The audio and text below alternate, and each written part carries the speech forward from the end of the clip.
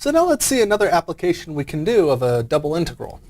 Okay, so in geometry class you find regions of kind of standard, or you find area of kind of standard regions in the plane, like a circle, a rectangle, even a regular polygon or a triangle or something like that. But what if it's a weird kind of wobbly shape? This is a little bit wobbly. How would you do that? So before actually plunging into this example, let's have a little discussion on how you might go about such a thing. Kind of the philosophy behind this, if you will. Right. So volume, in some sense, can kind of be thought of as the area of the base times height. Right? At least in the sense that a double integral computes area for you. Okay? Or, sorry, computes volume for you. Right? You integrate some height function over a base. All right? Well, what if we make the height equal to 1?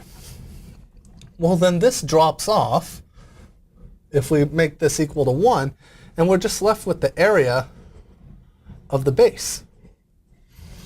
Right? So if the height is 1, then the volume of the object is the same as the area of the base. At least, ignoring units. The number is the same. So what that tells us is if we want the area of some region D, what we can actually do is just a double integral over D, and the height function should just be 1. Right? And typically what we do is instead of writing the 1, usually what we'll do is just write double integral over D of dA. Right? And that'll give us the area of the region D. Okay, now let's go ahead and find the area of this region. Well, what region? What is that? Well, we're setting up a double integral, so what's the first step? Hopefully you remember, it's always sketch the area of integration, or the region of integration. Right? So what does that look like? Right? Well, what it is, this is a parabola. If we ignore the minus 1, x equals y squared is a parabola that opens this way. Right? And, well, y equals x minus 1 is just a diagonal line that's shifted down 1. All right, so we have kind of a whole bunch of things going on here. 1, minus 1, minus 1, 1. All right, so what do these look like? Well, this guy is just this right here. Right? This is x equals y squared minus 1. All right? And then the line y equals x minus 1, what that looks like, actually, I'm going to need to stretch that out a little bit more and move this in a little bit. Sorry about that. 1 should be more about there. Right. Let's make this a little bit bigger. All right, so x equals y squared minus 1. Oops. All right, and then now y equals x squared minus 1, well, that has a point down here, a point up here, and it's just a line. Right? So we have this region in between here now. Okay, so the area of that region D, remember, is just the double integral over D of 1, so just dA. And now we have to integrate over this kind of, shared D here. Okay, backwards shared D. Right? So take a minute, think for yourself real quick, what is it better to do? Is it better to set this up where we do dx first and then dy, or dy then dx, right? And remember, so that, dx is horizontal lines, horizontal cuts, so left to right, and dy first would be vertical cuts, bottom to top. Okay? So pause the video here, think about that for a second, and then we'll talk about it. So let's real quick, what if we did horizontal or vertical slices first? So dy, right? So that would be bottom to top.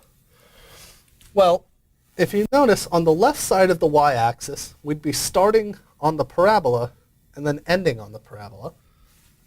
Okay? But on the right side of the y-axis, we'd be starting on the line and then ending on the parabola. So the bottom would change once we crossed y equals 0. All right? So we could do it, but it would split it into two pieces.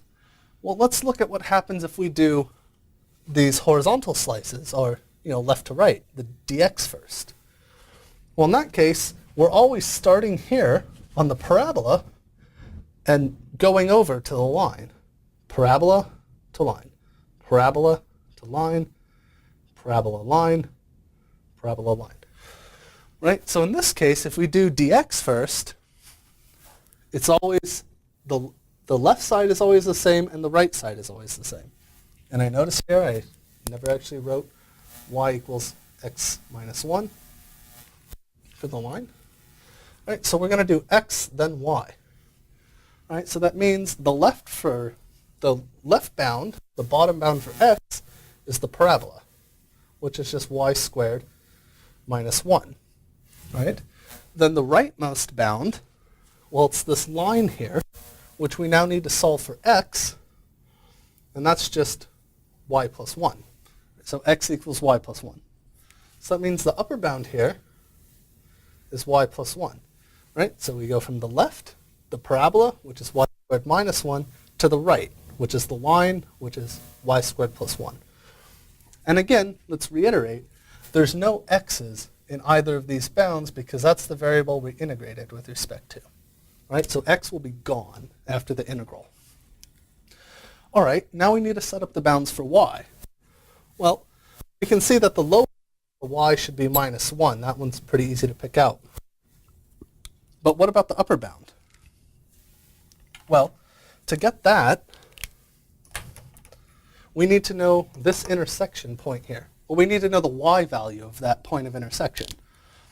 So what that means we can do is just take these two here, since they're already solved for x, and set them equal to each other, because we want the y value, right? So we should get rid of x. So here we have y squared minus 1 is x, but that's also equal to y plus 1. All right, so that gives us, now we ignore this, and we have y squared minus y minus 2 is 0. Right, so now it's just some quadratic formula here. Actually, this factors, so this is y minus 2, y plus 1, right, equals 0. So that means y could either be 2 or minus 1.